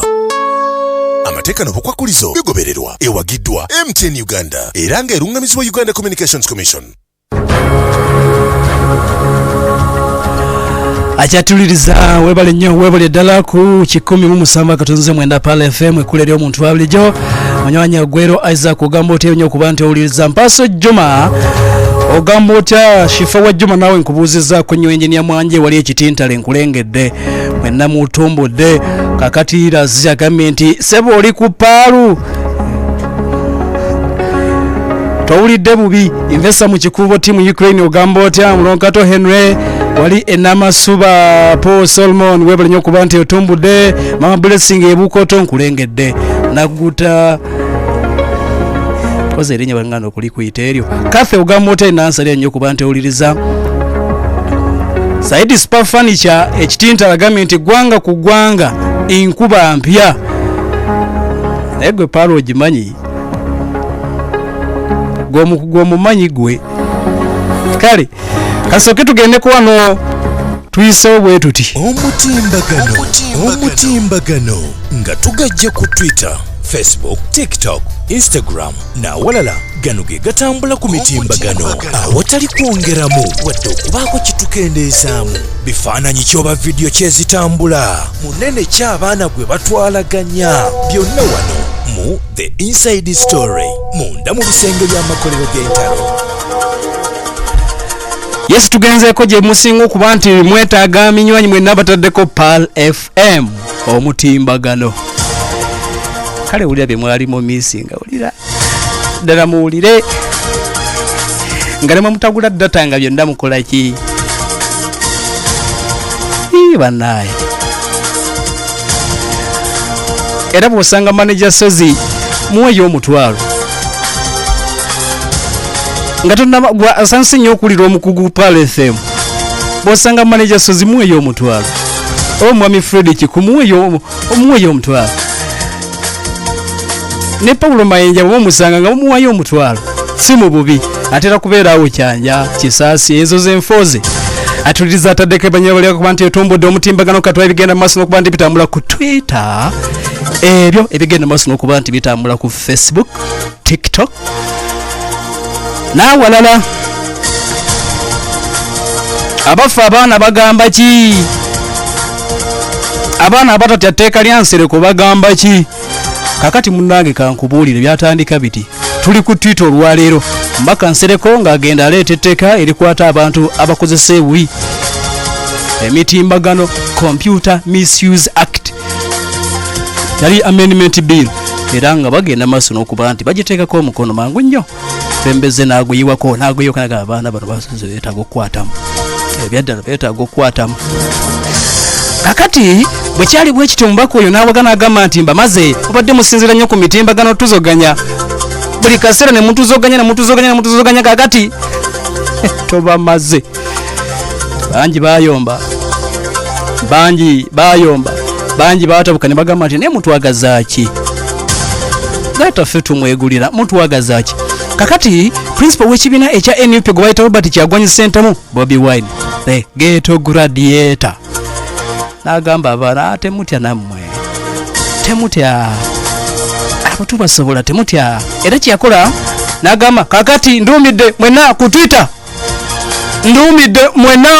ngambye mwenna ku Twitter ate bamuwulira bamanyi n'okugamba nti principal tasobya era atuliriza enkeera abaana bangi baali tebagenda maaso n'okuba nti bakozesa Twitter bayiika ne batandika okwefulowinga ne batandika okugamba nti drop your Twitter handles nti eyo tajja bakwatayo. Kakati mbadde nkulaga bya Twitter mbagambye nti gye tuli olwaleero ku mitimbagano Twitter omutimbagano kyekigenda maaso n'okuba nti gitambula twabadde tuli awo sajja asinga obugagga okwetoola ensona gwe bayita Aaron Music finally diru yadde nga yali egaanye n'agenda maaso n'okuba nti yasonjodde omukutu ogwa Twitter gugwe bwoya kati omukutu guno atuuliriza bwe yagenze maaso n'okuba nti agugula waliwo abateekateeka ogudduka kubagamba nti ono akkiririza mu free speech yogera ky'oyagala Twitter ya Aaron Music yogera ky'oyagala. Kakati osobola ogiteekako erinnya paatike Twitter yogera ky'oyagala sabula nga bw'olabye ye Twitter ya Aaron Music. Kakati munnange abaana nga bagamba oyo kagiguze kiwedde kyokka nno omu ku baasanyuka nga agiguze yejje n'omuhozi Kaine Rugaba agamba nti emabega babadde balina engeri gye bamuvubamu kakati ono kagiguze kazikole ki baziyita kwabika mpiira Kyagulanyi amajege yagaduumye daga nti mwenna ku Twitter njagala okutegeeza nti ekiri latest ku mukuto gwa Twitter Elon Musk abulina agamba nti naye mulowooza nti saataddemu ssente mugenda kweyagala bweyagazi mulowooza nti mugenda kusabula busabuzi bannammwe mulowooza nti mugenda kalakasi bannammwe nedda tebigenda kuba buli alina blue tick wabaddewo okutya nti bagenda kusasula $20 abagobererwa ennyo bannabyabufuzi bannamawulire bannabyamizannyo abasinga okuba nti bagobererwa okwetoola ensi yonna buli alina blue tick Elon Musk amaze okulangira n'agamba nti ogenda kusasula nga $8 emitwalo nga-3 egya Uganda buli mwezi okozesa Twitter account yo gyokozesa tebigenda kuba si byaffe alangire n'agamba nti mugenda kusasula ono mukozi wa ssente si bwetaddemu akasente akawere okugigula kakati agamba kaseera kakusasula balina blue tick kitegeeza nti akawunti yo nga yakula dde ogenda kukola ki kusasula bwe tugeze maaso n'okuba nti twetegereza munywanya ataddeko nga twetegereza omutimbagano twetegereza nga Twitter omukutu ogwo guliko abantu abalina blue tick bawulira ddala emitwalo 40 n'omusobyo kakati singa n'atandika okusolooza yataddemu obuwumbi 44 ensimbi eza $1 okugusonjola kati bw'anaatandika okugenda maaso n'okuba nti asolooza mpolampola emitwalo 3 egya Uganda buli mwezi naggaga Elon Musk atuliriza agenda kuba afuna obuwumbi 12 ensimbi eza Uganda kaseera kakusolooza okugula yakumaze kati atandika kusolooza buli akozesa Twitter ng'olina blue tick okitegedde nti ekilatest okuva ku Twitter kagigula Elon Musk amaze okulangirira emitwalo 3 buli mwezi agenda kuŋŋaanya obuwumbi obuweddera 12 obwa Uganda buli mwezi. Omutimbagano nga tugajja ku Twitter, Facebook, TikTok, Instagram na walala gano ge gatambula ku mitimbagano awatali kwongeramu wadde okubaako kitukendeezaamu bifaananyi kyoba vidiyo kyezitambula munene ky'abaana gwe batwalaganya byonna wano mu The Inside Story munda mu bisenge by'amakolero g'entalo. Yes, of course, byonna wano ku Pal FM The Inside Story nze omukugulu kongono okutusaako byonna tugendagendako ewa Dokita Kayima Wuna amaze okuba nti aneyongako ate tusongera okuba nti twogera ebyobulamu naye nga kankutegeeze nti Engineer Rashid Bamuze Director Pal FM yebaza abantu mwenna abatindiga egenda ogenda okumuziika taata waabwe Haji Juma Musa Maljani asaba Allah basasulemu bulungi n'omugenzi amusonyiye byonna ebyamusobako mu ngeri yemu ategeeza abasaba mwenna n'abantu mwenna nti okusoma ddwa ya mukadde waabwe Haji Musa Juma Maljani yakusoma ennaku z'omwezi nga 5 olw'omukaaga luno lwennyini rugenda kuba lwa mukaaga yes ku lw'omukaaga nga 5 edwa yakutandika ssaawa 3 ez'okumakya mu maka g'omugenzi Haji Juma Musa Maljan ekatwe Kinyoro Marching Division ategeeza aberugazi ab'Ebombo Entebbe Kampala n'emiriraano asabye awulidde ategeeza omulala yenna gwe kikwatako ate bw'atyo kakati Wema Homes Limited bagamba nti bakutuusa ku biodigester septic tank kabuyonjo y'omulembe egenda mu kifo kifunda tebaginuunamu terina kisu ate nga ya buwangaazi bakuwula balina ennyumba ez'abapangisa amaka amasomero aba hoteli abamasinzo mu bweyune bakola netalazo mu design ez'enjawulo bali wali wakisa ku kizimbe ekya meya esimu yaabwe eri noti musamnoti emu 89 aba Wema Homes Limited bali ku noti musamnoti emu 89 ne noti musamnana mukaga 398 noti musamnana mukaga 398 noti wajja kuba bafuna bulungi nnyo mulangira Bags Uganda Limited ne bagamba nti bamulangira Bags Uganda gwatalina mulimu wandi agadde okukolera awakaawo osobeddwa kikyoyinza okutandikawo n'akasente akatono abamulangira bakutegeeza nti genda oyige okola ensawo z'abakyala n'abaami maliba eziri ku mutindo gw'ensona ate nga za tunzi nnyo katale oyanirizibwa buli myaka oba oli muto oba oli mukulu genda oyiga okukola ensawo bagamba nti weekwate kifo ku mitwalo gya Uganda 3 gyokka ate ng'osobola okusasulako ne ku kibanja mpola nga bw'oyiga bamulangira Bags Uganda basangibwa bwayisettula okuliraana Taiba Junior School kakati bakubire gwagala okuyiga ensawo noti 7 9 8 noti 7 9 noti 7 5 noti 19 noti 7 FM. Dr. Kayima Wuna amaze okuba nti atuuka ava wali mu Bakayima Habo Center basangibwa tula kirokole okuliraana Luka Factory. Why? wanjita sembere microphone tuogere ensonga esebo oli bulungi ndi bulungi mzee wange bagamba kyeyo je bali balungi sebo pale FM bagitaddeko sibawo nampisewo haji mu kirokolo wadiweya awo mwana ninanyo ataddeko omuzindalo kukalerwe kati mbubekanze bekanze bakaze kulira ngaliwo enkyuka esebo bajja kumanyira mpola okay Dr. Kaima mazokuba nti atuuka agenda kuba atujjanjaba ate atubulire kicha tuletedde atubulire mnanura extra atubulire ate ka super power ne kali akaba kadde kebayita fumu lya munsona akaba kuze myaka sibakadde sibo microphone yeyonye kuteredde. Assalamu alaikum wa rahmatullahi wa barakatuh. Amanya neddobozi omusawo Kaima Abudu Jabaru okuva Mbakaima Habo Center nga tusangibwa Kawempe tuliranye Ruka Factory tuliranye Ruka Factory nga twakugwa mu kujjanjabisa eddagala ly'obutonde n'emmere olw'obufunda bw'obudde twabakolera akadagala ke bayita super power XX plus omwami ampuliza twabakolera akadagala ke bayita super power XX plus akagenda banka yamba abaami abali batya kagenda kuyamba omwami atacyasobola kubanga afuisa bulungi kagenda kuyamba omwami afuisa omusulo nga gujja gwesiba kagenda kuyamba omwami afuisa omusulo nga gulimu akasu akawunya gakenda kuyamba omwami afuisa omusulo nga gulimu omusayi kagenda kuyamba omwami oyo gwe bakebera ne bamugamba nti prostate gland ezimbye nga takyasobola kubanga atambula mu nsonga ez'ekikulu atambulamu eddakiika 2 okudda kuba kuzibu asigala omutima gwagala naye ng'omukulu agamba oli kalika fumulya mu nsonda gwe ndiko oyo weewaawo asigalamu ng'atambula agenda okuwulira ng'omutima gwagala atuuse mangu naye ng'ate omutima gwagala naye ng'omukulu agamba kakati gwe omwami ampuliriza ng'olina obubonero obwo oba otandise okutambula olugendo omuliro ne gubulira mu kkubo nga n'ebyotwala mwami Lukungu nga tabituusizza nga ina byabadde yetisa atwala tabituusizza omuliro gubulidde mu kubo gomwana ampuliriza kati obisigala wa tebituuka prostate ebenafuye egamba sigenda kusobola kuwanira bintu bino bituusa gye bibadde byino genda ebange muruke weddemu amafuta esevo atanga kibinyo esevo munne namuleka nga ali munnaku ennaku empitirivu kati gomwami ampuliza ngo ino obonero obwo nti oba otandise okugenda gy'olaga totuuka oba otuuka mangu okuddamu odde otambula ogende era olwawo okuddamu okutambula jangu ofune effumu lya mu nsonda super power XX plus temwerabira nti nabagamba obawa 5,000 gyokka super power XX plus eba ya 5,000 gyokka 5,000 bwegiti 5,000 mwami Lukungu 5,000 nga wefunia fumu lya mu nsonda akuba simu oba najja ku ddwaliro okuba esimu gwe atasobodde kujja tulinawo abaana obatera okuba mu uniform zaffe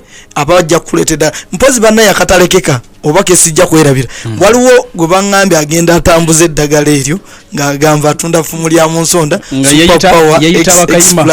agamba nti gyava era ayinawo munaanuulawe n'abaawo ne super power extra ne super power XX plus bannange ekikulu kwata namba ya simu kwata enamba y'essimu eno oleme kuferebwa oba okujja ku ddwaliro ennamba y'essimu eri 0759 8 85 39 eri 0759 8 85 39 eri 0759 8 85 39 abavubuka bakoze enkosa yokweza nyikize bange ddene nabakolerayo super power extra nabaga nti nino wabafumbo nemba no wabawulu musawa 3 zokka bamaze okutambula mubiri mwami Lukungu sebo musawa 3 zokka super power extra abamaze okutambula mubiri kitegeeza ki nga omubiri aguzize engulu nti omuntu abayi naye omuzanyo gwe sawa nga wabulayo sawa nga 3 agende mu muzanyo gwe asobola okwesa super power extra n'atuuka mu muzanyo ogwo ng'atambula bulungi abavubuka abampuliriza nabagamba nti ojja kukwata 4,000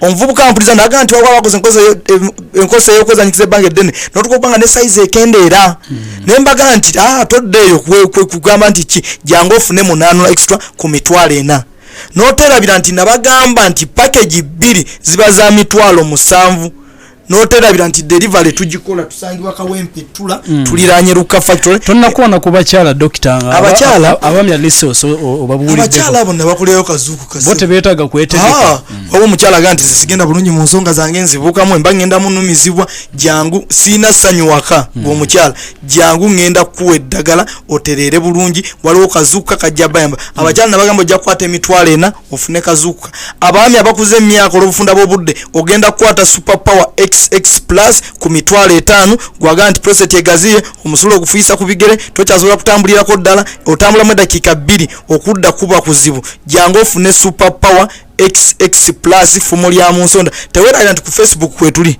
Yes, ku Facebook ojja kuteekamu Bakayima Herbal Center, ku TikTok ojja kuteekamu Jabalu 20, TikTok ogenda kuteekamu Jabalu 20 ogenda kuba olaba ebisingako. Tusangibwa Kawempe tuliraanye Luka Factory. Ku Facebook teekamu Bakayima Herbal Center, ku TikTok teekamu Jabalu 20 ojja kuba olaba ebisingako. Abaami abalina ani yali muntula zaffe abaami oba mu mbalakaso otawanyizibwa alusoluto olukuzimba tofuluma bulungi jangu ofune eddagala ku mitwalo 5 gwagala package 2 jangu ofune super power extra ku mitwalo 4 munanula extra ku mitwalo 4 agala package 2 mitwalo 7 XX plus mitwalo 3 sorry XX plus myaka 35 okudda waggulu kwate mitwalo 5 tukola delivery enamba y'essimu eri 0759 kinana 85 39 eri 0759 kinana 85 39 eri 0759 kinana 85 39 MTN eri 0778 75 kinana 20 MTN eri 0778 75 kinana 20 tusangibwa Kawempe tuliraanye Luka Factory. Assalamu alaikum wa rahmatullahi wa barakatuh. Samu igwe tiovimbaji atentia gwakanyama tokalaba tulaba nti eno MTN kabode super vimba ne MTN kabode super nga bwesasula mpola mpola ofune simu ya sereza okuva mu MTN. Gula MTN kabode super ng'oteekayo akasente katono ddala mitwalo 9 zokka ezisigadde osasule mpola mpola buli lunaku buli wiiki oba buli mwezi obunno nga bw'onyumirwa GB2 ez'obwerere buli mwezi okumala emyezi 7 weddu. Kati leero okola ki? Yimugira mugenda ku dduuka lya MTN eri kuli okumpi wefune MTN kabode super mangu mangu. Everywhere you go, MTN. Enkola n'obukwakulizo bigobererwa MTN erungamizibwa Uganda Communications Commission. Kati vimba ne MTN kabode nga bw'ogisasula mpola mpola. MTN kabode ye smartphone empya okuva mu MTN. Depositinga kakasente katono nnyo emitwalo 9 zokka. Olwo balansi omusasule mpola mpola mu nkola ey'olunaku wiiki oba omwezi mu bitundutundu. Essimu eno ejjirako GB2 ng'ozifuna buli mwezi okumala emyezi 7. Kyalira edduuka lya MTN lyonna oba ku matabi ga Banana Phone World weegulire essimu eno eya MTN kabode super easy okuva mu MTN. Everywhere you go MTN, amateeka n'obukwakulizo bigobererwa. MTN erungamizibwa Uganda Communications Commission. Gwanga ku gwanga kano ke kaseerako aka gwanga ku gwanga tukusagulira amawulire agookya era masu okwetooloola ensi yonna okuva e Pyongyang paka e Moscow mu Russia, okuva e Washington DC paka e Beijing mu China, okuva e Tehran paka e Kabul mu Afghanistan. Kati gafune okuva ku ssemazinga ez'enjawulo era tosubwa n'agafa mu nnyaffe Uganda wano mu The Inside Story munda mu bisenge by'amakolero g'entalo.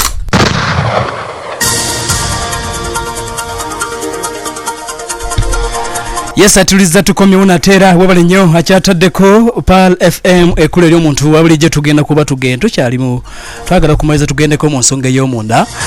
Otherwise wabale nnyo kuba nti mutumbudde waliwambuza nangamba nti kakati abaka ba parliament nga bo bagenda nga baagala okweyongeza akasente tubuulireko omukugu baliwo abasinga okuba nti bafuna sente mu Uganda. Baani abasinga okuba nti bafuna sente? Kati okimanyi nti mubasinga okufuna sente ate president taliimu. Abasinga okufuna omudidinga omusaala president taliimu yabagamba afuna milioni 3. Kati 10 abasinga kama kuwenga tetuna bakweyongerayo. Kati omulamuzi omukulu wa High Court afuna milioni 22.5. Director of Public Prosecutions DPP muwabi wa government milioni 22.5. Kati omulamuzi wa Court of Appeal afuna milioni 23. Otegedde nti omulamuzi wa Supreme Court yafuna milioni 23.5. Principal Judge nafuna milioni 24. Deputy Chief Justice oyali ku milioni 25. Chief Justice akwata kifo namba nya mu kufuna sente nyingi mu Uganda afuna milioni 26.5. Kakati bwotunulira Deputy Inspector General afuna milioni 32. Kati auditor general n'afuna milioni 36. Kati omuntu asinga okusasulwa gavumenti, twogedde ku bantu abasasulwa, asinga okusasulwa gavumenti sente empitirivu ye aigi kaliiso ye mukyala Betty Kamya mu Uganda. Mu ebyo ebiri official biraga nti yasinga okufuna sente, afuna omudidi milioni za Uganda ziwerera ddala atuuliriza 37. Okitegedde? Essaawa zigenda kuwera 5 ez'okumakya. Time check ekuleeteddwa. Tandika na kufuna simu card okoleeze ne Manda Mobile. Okozesa omukutu guno, downloadinga Manda app ofune data ne voice bundle ku bei layisi. Koleza ne Manda Mobile.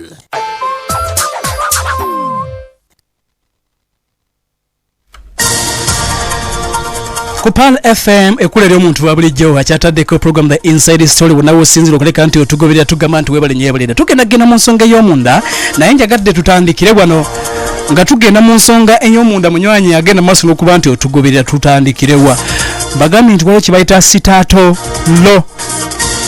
Launch kiriwa katugende maaso n'okuba nti okiraba. Sitato Launch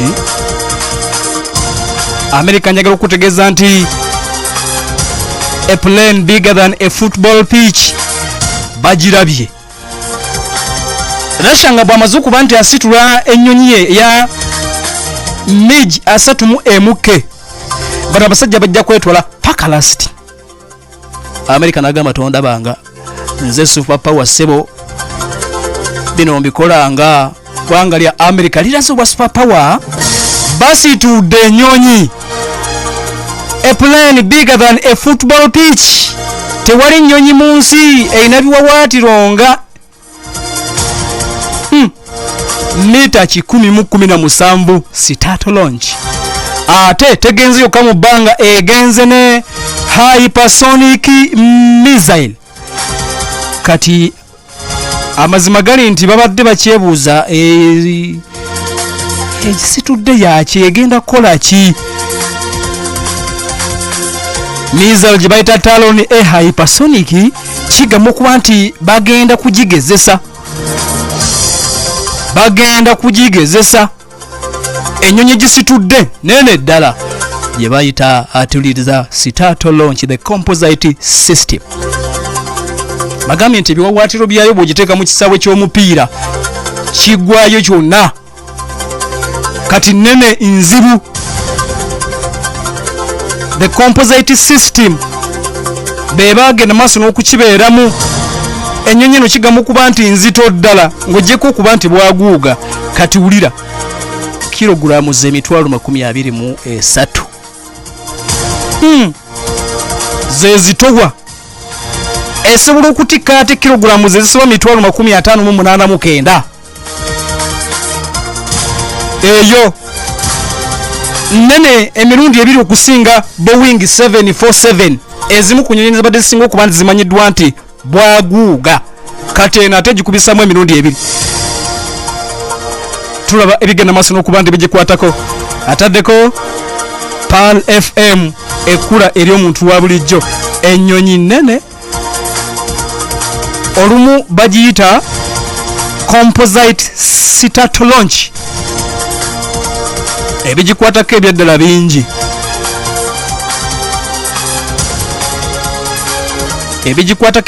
Tesobola kubyetegereza byonna.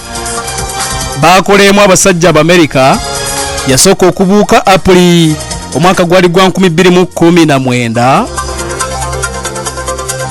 era ebadde yakabuuka enfunda 8.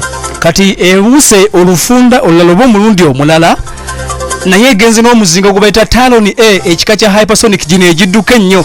Njagala okutegeeza nti amawanga gano ebyaddala gongedde okwefunyirira, gongedde okunyiikira okulaba nti gagezesa ebyokulwanyisa ebyo ebidduke ennyo. Emizinga nga ddala gidduka emisinde emiyitirivu okusinga ne bwolowooza. Bagenze maaso n'okuba nti bagigambye situka. Russia susse okuba nti atukangakanga. Situka Sitato Launch situka.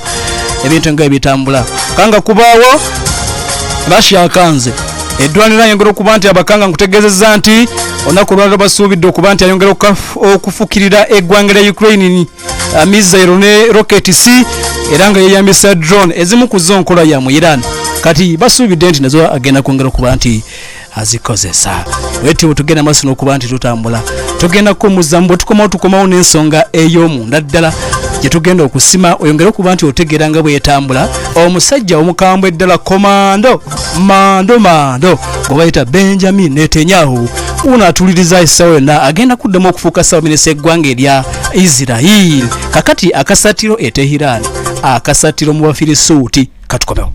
Otera okulaba abaana abakyala ko n'abaami nga banyumidde mu byambalo by'obusiraamu olwo n'osigala nga weebuuza wa gye babijja kati nno kankuzigirire babijja wa Haji Musa Traders yeyekka wano mu Uganda oyagala hijabu ne kanzu okuva ddala ku myaka 2 n'okweyongerayo oba onoonya bukaaya oyagala pete empanvu jalabibi enkofiira emisaalo mu sayizi ez'enjawulo jubba perfumes esiri halaali oba oyagala ekitabo ekitukuvu ekya Qur'ani obisanga wa Haji Musa Traders mu supermarket y'ebyambalo by'obusiraamu basuubuza wamu okuguza gwesse kinoomu jukira nti ebintu bya Haji Musa Traders babijja mu mawanga agesigika nga Saudi Arabia, Buyindi, Misiri, Dubai, Take n'amawanga amalala mangi. Basangiwa ku Mukwana Arcade ku mwaliro ogusooka edduuka namba AF16 opposite Centenary Bank. Bafunye ku simu noti 7 noti 2 785 232 ne noti 773 243 6999. Haji Musa Traders ku Mukwana Arcade ky'ekyokuddibwa mu kyo ku byambalo by'obusiraamu wamu ebikozesebwa mu ddiini y'obusiraamu. StarTimes ekuletedde channel empya era byaffe ebya wano emanyiddwa nga Makula TV. Kazanjo ku kazanjo. Nyumirwa series ez'enjawulo mu Luganda mu ddiiro lyo. Kazanjo ku kazanjo. Nyumirwa komedi owaffe obuzannyo. Series mu Luganda kosa n'abazannyi ab'amanya nga Leila Kachapizo, Aisha Chomuhangi, James Senkubuge, Sendi n'abalala nkubuliitu bonna ku Makula TV. Kazanyo ku kazanyo. Funa eddiiro lyo theatre y'emizannyo egyaffe egya wano ng'olaba Makula TV ku StarTimes channel 228 ku antenna decoder oba channel 492 ku dish. Kazanyo ku kazanyo. Makula TV yokeraga series mu Luganda. Assalamu alaikum. Kurani egamba obugagga kirungi naye okukola ebirungi kisingako. Mukaweefube okufuna obugagga oyinza otya okusigala ng'oli mutukuvu? Waliwo engeri emu yokka gy'oyinza okufunamu byonna. Nkwanjulira Trust Halal Personal and Business Accounts okuva mu Finance Trust Bank. Akaunti egoberera ennono z'obusiraamu. Kati ne Trust Halal osobola okutereka sente zo ku account egoberera sharia. Finance Trust Bank, putting women first. Erungamizibwa banka enkulu ya Uganda. Sente za bakasitoma zikumibwa ekitongole ekya Deposit Protection Fund of Uganda paka ku milioni 10. Obutakubira ku munno simu ensonga erina kuba nti toyagala bwagazi kwogera naye. Kati ku MTN ofuna eddakiika nnyingi ku ssente ntono ddala. Okugeza ofuna eddakiika 10 ku siringi 7 ate nga zikuba ku mikutu gyonna.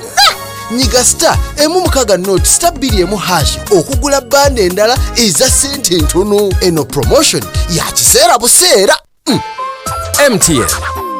MTN Uganda erungamizibwa ekitongole ki Uganda Communications Commission. The Tamales bano be bamanyikiddwa nga ba job creators olw'okuleetanga ebikozesebwa eby'omulembe mu kuyingiza omusimbi. Bakuleetedde air fryer eno eyokya ennyama eya buli kika, enkoko n'ekyennyanja, sugarcane juicer ekolera ssente ne weewuunya, pressure cooker ekkekereza amanda, Walton rice cooker, convection oven ebaking ebintu byonna ng'ate erina ne faani munda. Tulina ekyuma essekula ebinyeebwa okuva ku kilo 5 okutuuka ku 25. Tamales balina enkofiira okuva Oman Mombasa Designs era bazisase ebbeeyi ebitabo byonna eby'obusiraamu. Basuubuza ng'ate n'owaakamukamu bamwaniriza. The Tamales basange ku William Street Olotya 8 okumpi ne Nebi Park emabega wa People's Plaza. Ate e Lweza bali mu maaso ga Lweza Clays ku Bitaala. Essimu 0772 59 19 32 oba 0702 49 10 21 ku by'omufumbiro byonna. Weekwate The Tamales. Kale smartphone ku bei rahisi, esimu empya kapyata ku kibanja mpola. Customer, nkuyambe ntya mukwano? Bambi mbadde njagalayo ka smartphone nga kakola bulungi ku internet nga ne kamera eri ku muzuuri. Obimanyi naawe. Ezo tulina nnyingi. Olina meka? Tutya yogera nnyo. Tulina eza budget zonna.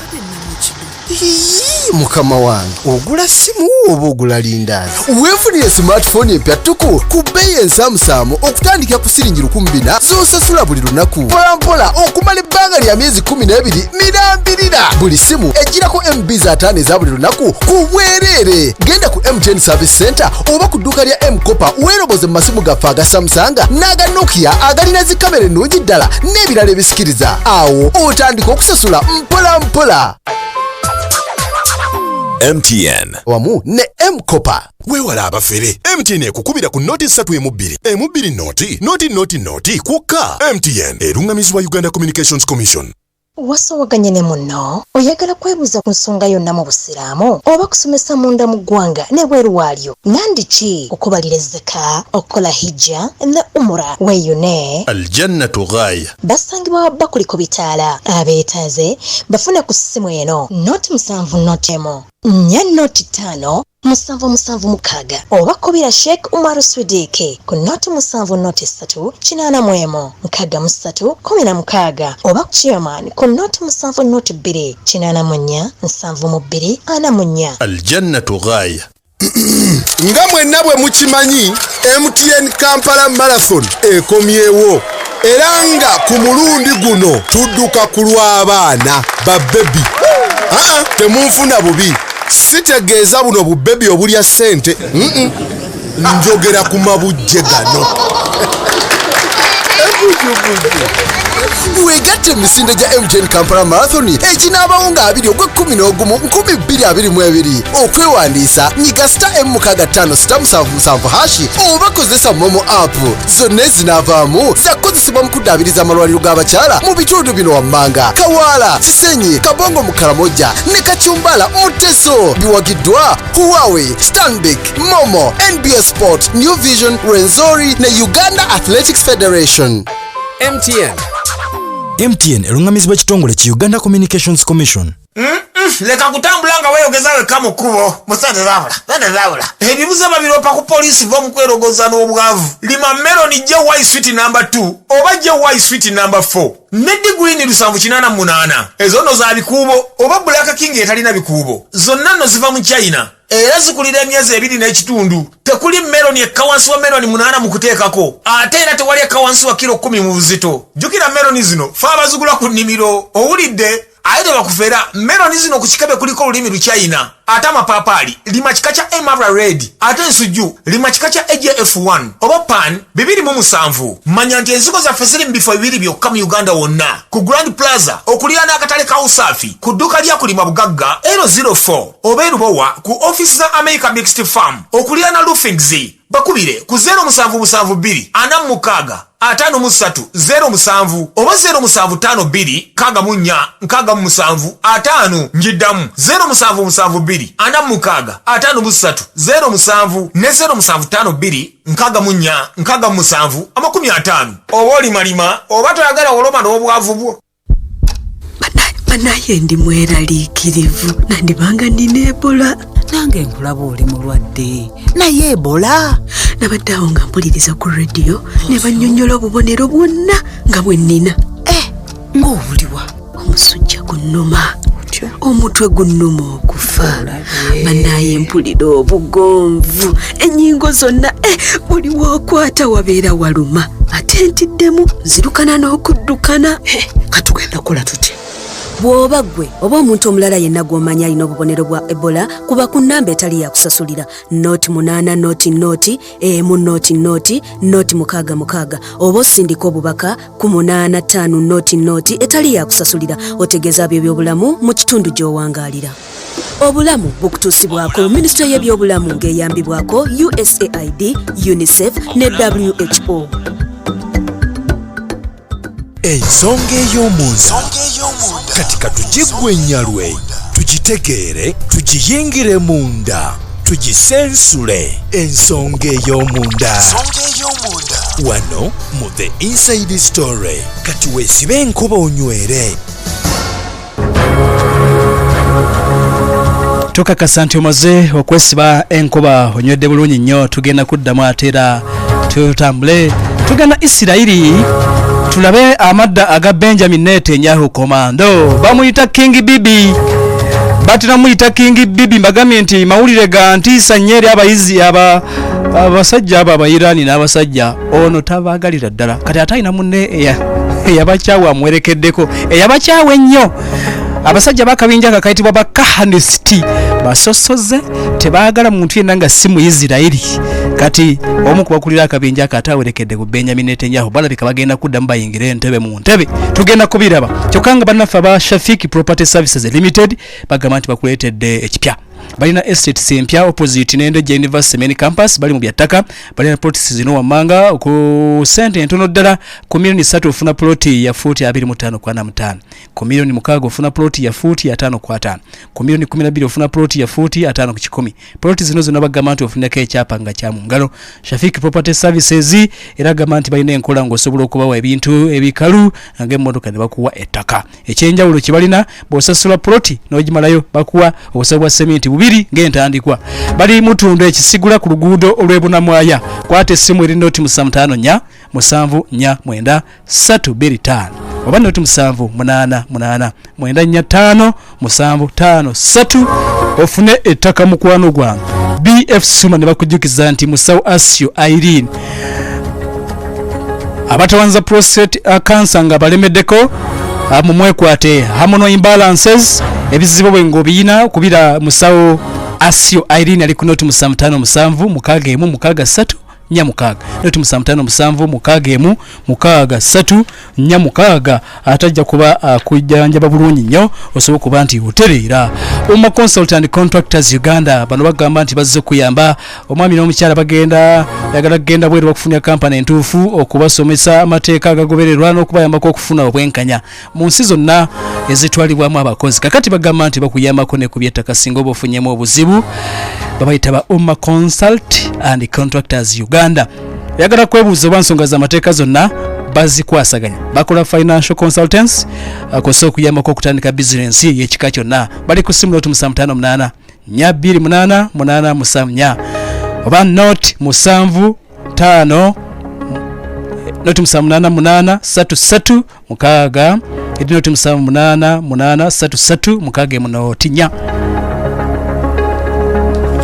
apo nabo funye bulungi nnyo era bajja kuba bakuweereza otegeera ebintu nga bigenda maaso n'okuba nti bitambula kakala ntuukiridde munda mu ggwanga lya Israel njagala okutegeeza nti getugenda maaso n'okuba nti tulengera wali munda mu ggwanga lya Israel abayisirayiri bagenda maaso n'okuba nti beetegekera akaseera konna ayinza okulangirirwa nga ewangudde obukulembeze bw'eggwanga lino obwa Ssaabaminisita okuba nti akomawo bazzeemu ne balonda jjukira nti bibeera bya bibiina zibeera coalitions mikago singa omukago ogumu gugenda maaso n'okuba nti kisasika lwe kiba kiyiise singa bali mukago nga mukola nate gavumenti gugenda maaso n'okuyiika bamu ne beekyanga ne babivaamu biba bigenze kati byazzeemu ne bitabuka munda mu ggwanga lya Israel ekiriwo waliwo coalition yagenze maaso n'okuba nti yakoledda Benjamin Netanyahu nga tannava ku bukulembeze omwaka nga gumu oguyise katugambe nti ebitundu ebisinga obungi mu ggwanga lya Israel abantu abaliyo abasinga bali tebamanyi mukulembeze mulala yenna ng'oggyeko Benjamin Netanyahu King Bibi kaakati tulindiridde essaawa yonna King Bibi bagenda kumulangirira akomewo oba nedda kyokka magambye nti ajja n'omusajja omukambwe ddala akadde tekanganya kubulira buli kintu naye ngena at least kubuulirako ebimu obitegeere mu nsonga ey'omunda gye tulimu akaseera kano kaakati ajja n'omusajja omulala bamuyita Itamar Ben Gvir y'omu ku bali mu coalition empya Itamar Ben Gvir mukambwe ono akulembera oba y'omu kubakkiririza mu kabinja ak'omutawana ke bayita ba kahanisiti bamu ku bakoze coalition ne Benjamin Netanyahu baagala kulabika nti bakomawo kati njagala okutegeeza nti okutya kw'amaanyi mu basajja abafirisuuti ono njagala okutegeeza nti bamumanyi abaddewo okudifendinga eggwanga eryo ebbanga lyonna kakati Benjamin Netanyahu yadenga byagenda nebimutagalako ekyokulembera eggwanga lya Israel ne kimulya omwaka ogwedde akomyewo ajasobasoba ku myaka 73 agamba nti abayizi eri mulaba mutya w'enkomawo n'enkwatamu. Nuclear deal ebadde wakati w'eggwanga lya America n'amawanga gali amalala ga Bulaaya ne Iran erabika ye ya muzanyo njagala kukomawo ndabe Iran ng'afuna nuclear tulabe tufaafagane. Abayizi eri njagala okutegeeza nti balina ezimu ku nsonga kubasinziira oba oliawo okukkiririza mu musajja ono gwe bayita Benjamin Nyetanyahu. Mulwanyi yali komando ebyokulwana abitegeera abaddewo ebbanga lyonna nga ye mukubi wa kikopo mulwanyi afuba okulaba nti tewabeerawo kalembereza wakati wabwe n'eggwanga ery'Abafirisuuti takkiriza mu kyakulaba nti Palestine eggwanga lyefuga. Ebyo byasinga okutegeera kubanga yaliko mu kibinja kiri ekiyitibwa Sayaleti Makita. Kati bagambye nti komando eyeyambula ebyambalo bw'atyo n'agenda maaso n'okuba nti ayingira woofiisi ya Ssaba Minisita. Ejje ly'omutawaana lye bayita Sayaleti Makita eyo yali special force. Omanyi amawanga gano agakuze mu byokwerinda ndowooza ne Uganda ekuze mu nsonga z'ebyokwerinda kubanga naffe tulina special force gye bayita SFC. Kati bweyogera SFC omuntu abata kyasobola kwogera Uganda Police obata kyasobola kwogera Uganda Prison omuntu abata kyasobola kwogera UPDF ng'oli ayogedde SFC Elite Force ey'omutawaana Uganda gyerina. Kati ensi erimu kye bayita special forces amajaga ag'enkizo nga bwe galemererwa gavumenti erina kudduka. Bw'olaba SFC eremereddwa adduka misinde genda weekweke banaakusanga ng'oli wansi ng'odduse kasita olaba nti SFC olina w'ogitumya eremereddwa omanya biganye gira okubira abaana bategeke esuuti zogenda okuddukiramu mbadde mpa kyakulabirako.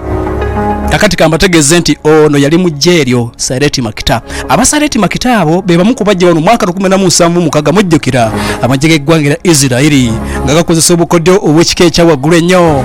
Abasajja abo nga bagenda maaso n'okuba nti balumba Idi Amin Dada Entebbe bamukuba bamwogoloza bwe yagenda maaso n'okuba nti akkiriza ennyonyi yali ewambiddwa abasajja abakambwe ne bagireeta wano Entebbe. Kati ejjeeryo ne bayita Sayaleti Makita bamu kubajja wano kyokera kyewunyisa nti yali aliduumira yali Jonathan Nyetanyahu muganda wono Benjamin Netanyahu. Kati mbadde nkutegeeza nti ono yali mukko mu kibinja ekyo yakisaavingako special force ey'omutawaana. Kati ensi erimu ezo eziwerako magambye nti ne SFC mweri kubanga bw'otunulya abayindi balina bo kye bayita bano bayite balina group D intervento special Italy GIS jeri ya mutawaana Alpha Group abo Barasha. Kakati bw'ogenda Bungereza bo balina SASI special force yabwe jeri ya njawulo nnyo Joint Force Task 2 JTF2 eri eggwanga lya Canada. Kakati waliwo kye bayita Special Service Group SSG abo boba Pakistani. Bw'ojja n'otunuulya kye bayita National Gendarmerie Intervention Group Abafalansa. Ne wabeerawo Sayaleti Makita gye twogerako ya mu Isirairi kati ono yagitendekebwamuko. Kakati bw'ojja n'otunuulira be bayita Bamakosi abo Bayindi. Waliwo kye bayita US Navy SEAL abatta Osama Bin Laden America. Kyokka nga n'ejje lisinga okubeera omutawaana baliyita SFAC Special Forces America. Tubadde ku kya Benjamin Netanyahu tugenda kwongera okuba ntukyetegereza mukwano gwaffe ataddeko naye nga sajja oyo alabika agenda kuba akomawo. Ngenda kubuulira lwaki Abayisirayiri balabika okuba nti bamukkiririzaamu era nga bamwagala. Kakati Bazurafa Holdings Limited bagamba nti bakuyamba bannannyini mayumba abali bize abapangisa bakutawanya genda bakusololeza ennyumba bakuyamba okuddukanya ebizimbe oba ekizimbe so nga bapangisa nga bakutawanya beekwate ate nga n'okulabirira okukiddaabiriza n'okulongoosa byonna basobola okuba nti babikola ne bakukoomera ku mulembe Abazurafa Holdings. Kakati bagamba nti osobola okufuna ssente mu kizimbe ekyo nga toyombye yadde n'omuntu landlord tuule ewaka olinde bulwenzi ssente zo. Bali ku Sega Arcade 3L05 Mengo Kisenyi kubira Haji Faruku noti 774 mukaga 3 Sheker Mia ali ku noti 7 3 nkaga mwemu 29 wabafuna bulungi nnyo. Kakati bo aba FK Roadside Properties Uganda Limited equestress opangisa omusago guno okufuuka landlord museera kino. Aba FK bagamba nti bakwadde omukisa wefunye ploti okuvira ku milioni 4 bwezitizoka balina ettaka ery'ekyapa n'ekibanja mpula bulagula ettaka mu FK bagamba nti okuva ku milioni 4 ensawo za sementi 5 bweziti ogenda nazo.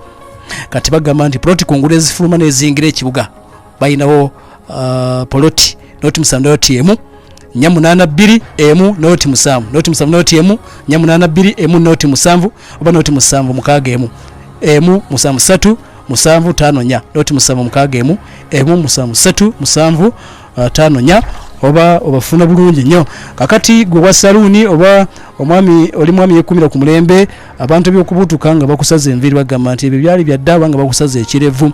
Kakati bagamba nti abababa's gift after shave okay ekirevu byali byadda nga baba's gift after shave tebanajja. Okay kakati wa saluni bagamba ba customer okukiza kuggwako olwokuba nti after shave go bateekako tatuukana na mulembe genda beekwate bajja kuba bakuleetera baba's gift after shave ekirabo ekya kinyozi ateereddwa mu kacupa akangu okukozesa muweweevu alina akawowo ate nga ateereddwamu ebirungo. Beekwate gwasiga Cutex kozesa era nail polish remover okumenjala z'abakasoma nga nnungi ddala.